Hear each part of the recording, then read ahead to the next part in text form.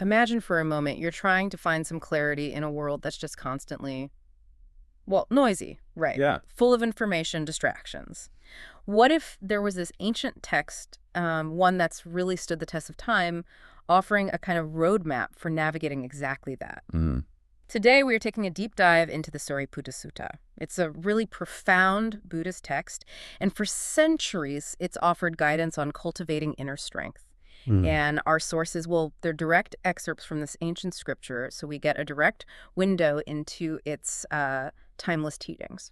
And it's important to say this isn't just some, dusty historical document. Right. It's actually a remarkably practical guide for, well, for anyone seeking a clearer path today. Right. Our mission really is to pull out the essential nuggets of knowledge, the core advice for handling external challenges, cultivating inner peace, and achieving mental clarity, no matter how complex or, overwhelming your own environment feels. Like ancient wisdom for modern information overload. Exactly that. Yeah. Think of it that way.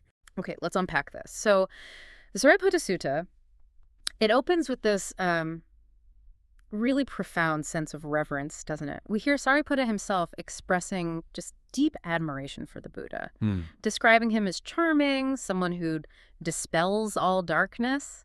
It really sets the stage for the wisdom that's about to come. Yeah, and what's important to understand is that Sāriputta, he isn't just, singing praises. He's a brilliant disciple. Yeah. And he's using this opening to set up some really fundamental questions. Oh, okay. He steps forward with a question for the Buddha, and that basically initiates the whole dialogue that structures the sutta. He's looking for practical, direct advice, not abstract philosophy. And his questions are so tangible. Like, he asks about the terrors Bhairava, a monk, might face in solitude. Right. Gives specific examples. Tree roots, cemeteries, mountain caves. You can almost kind of feel the vulnerability there, can't you? You really can. It makes it immediate. Then he asks how many dangers per se there are on the path to the deathless state, that ultimate liberation. And what kind of conduct, almsgathering, observances, what's fitting for a monk who has determined effort? Yeah, the practicalities. But crucially, he asks about the discipline, the sikhan one should undertake to rid oneself of impurities, like a smith purifies silver. Ah, that analogy. Yeah, that image of a smith purifying silver, it's incredibly vivid for talking about mental purification. What is it about that specific image that works so well here? Well, what really jumps out is that Sāriputta just cuts right to the chase. He's not after dogma or, lofty concepts. He wants the how-to. Right. How do you survive physically and mentally when you're out there sort of exposed? And it's not just ancient monk talk. It's really a practical guide for anyone facing their own challenges, spiritual or otherwise. It speaks to that immediate lived experience. So Sāriputta lays out these fundamental challenges. How does the Buddha respond then? Does he give him just a general blessing, or is it more like a practical guide? Oh, he absolutely gives a roadmap. Yeah. Mhm. The Buddha directly addresses Sāriputta, and he promises to explain, as he knows, specifically for someone who seeks enlightenment while dwelling alone. Okay. It's a pretty comprehensive guide. It starts with how to face those external challenges, and then it moves inward toward cultivating inner peace. It's a very progressive path to clarity. Interesting. So what's the first thing the Buddha tackles in this roadmap? Does he start with, say, meditation techniques, or is it something more foundational? He actually starts with what might seem obvious but is really crucial. Yeah. Overcoming external dangers. He lists 5 dangers a wise monk shouldn't fear. Okay. Things like, stinging creatures, Okay. serpents, human contact, wild animals. Yeah. Very literal threats if you're out in the wilderness. Right, that makes total sense for someone living in isolation. But you mentioned 5 dangers. What's the 5th one? And here's the kicker. So you just listed those 4 physical threats, right? Yeah. The 5th danger the Buddha points out isn't physical at all. It's those with other doctrines. Pradhamikanam. Wait, other doctrines, like other beliefs? Exactly. It's not about getting into a fight. It's about the mental and emotional challenge.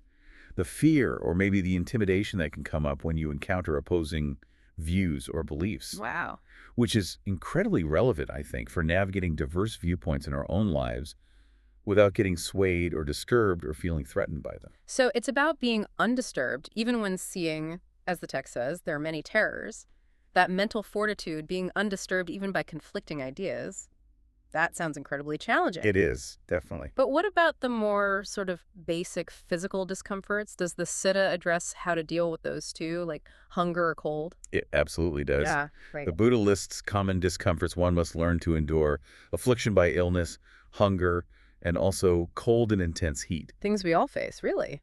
Pretty much. Yeah. And the emphasis here isn't on, like, avoiding these hardships. It's on cultivating firm effort. That concept, Virya, it's so central in Buddhism. Right, effort or energy. Exactly. It's about building mental fortitude, building resilience when you're confronted with physical discomfort, recognizing that these are just part of the journey, you know? So it's not about trying to avoid life's challenges, but really transforming how we meet them. Okay, so once you're dealing with those external and physical things, then what? Does the Sutta move into, like, ethical guidelines? Precisely. The focus shifts then to cultivating ethical conduct and mental purification. The foundational precepts are outlined: not steal, not lie. The basics. Pretty universal ethical guidelines, yeah. But the Sutta goes further. It's not just about, not doing harm. Right. The text actively calls for touching all living beings with loving kindness. Metta, it's gonna. So it moves beyond just not doing bad things to actively cultivating compassion. That's a big step. Act of kindness. It is. And then there's the crucial internal battle, identifying and eliminating what it calls mental defilements, avalamaso, recognizing them as belonging to the dark side. The dark side, like negative states. Yeah, essentially. The Buddha tells us to overcome anger and conceit, kataidi manasa, and this is key to dig up their root. Mulam pitasa palikanya dia. Dig up the root. Exactly. This isn't just suppressing these emotions. It's about eradicating their very source, which is, a much deeper level of purification. That's a truly profound challenge, isn't it? Eradicating the root entirely. But, how does one build that kind of internal strength and clarity? How do you move beyond just handling challenges to cultivating these truly positive states? That's a vital question, absolutely. And the Buddha provides, well, a continuation of the roadmap for maintaining inner peace and mental clarity, even when you're in difficult or challenging settings. Okay, so what does that involve? Well, first he emphasizes placing wisdom first. Panyapurkatva. That's presented as the guiding principle. Wisdom leads the way. Right. And he discusses the endurance of unpleasantness and solitary dwelling. Acknowledging this isn't always easy, is it? No, definitely not. And he details these 4 lamentable thoughts, paradivadam, that a trainee, a sekko, living without a home, anakitasari, must overcome. What are those 4 thoughts? They are: what shall I eat? Where shall I eat? It's hard to sleep. And where shall I sleep today? Wow. It's striking how modern those anxieties still sound. Isn't it? We might not be asking, where shall I sleep in a cave, but who hasn't worried about, where's my next meal coming from? Or maybe more contemporarily, is my internet going to cut out? Huh, right. Just shows how fundamentally human these worries are, whatever the century. The teaching here is to recognize and subdue these worries, to free the mind from attachment to comfort or basic provisions. That's a very practical lesson for anyone who's ever stressed about fundamental needs, showing how a free mind can sort of transcend those concerns. Exactly. It's about freedom for that anxiety loop. So the sutta then dives into really practical advice for just daily conduct, right? Emphasizing knowing moderation, mata asojanya, in receiving food and clothing. How detailed does it actually get with these daily practices? Oh, it gets incredibly granular. It expands into detailed instructions on having guarded senses of tesuguto. Basically being mindful of what you take in through sight, sound, smell, taste, touch. Okay. And restrained conduct in the village, yatakarigame. This really extends mindfulness to, like, every interaction, every moment of your day. Wow. It even includes not speaking harshly, even when provoked. Rusito piveka for disanavaja. That's a tough one sometimes. Tell me about it. Yeah. And the sutta also guides you on physical posture and mental state. Having downcast eyes, not greedy with feet, being devoted to meditation, chana, and being very watchful, supajana. So a real embodied mindfulness. Absolutely. And the crucial point through all this is to maintain equanimity, upakako, and cut off speculative thought and remorse. So quieting that internal chatter, the overthinking, the regret. Exactly. That stuff that can just plague the mind. And how about interacting with other people? Does the sutta offer guidance on, say, interpersonal harmony and how to keep your inner focus while navigating social situations? It does, yeah. It covers how to welcome admonition with mindfulness, which is, being open to feedbacks, Important. and how to break down ill will towards fellow practitioners.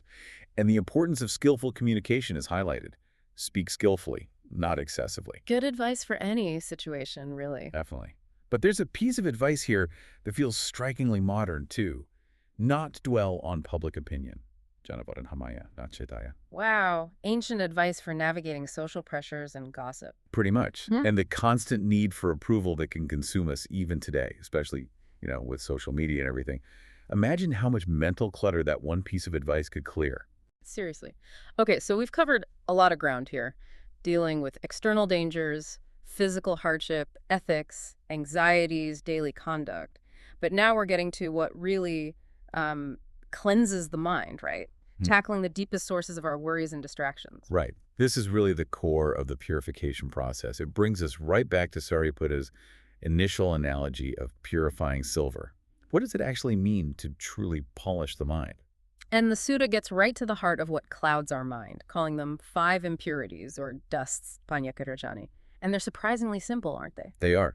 It's basically our craving related to what we see, hear, taste, smell, and touch. Our senses, essentially, can become a huge source of distraction if we're not mindful. Precisely.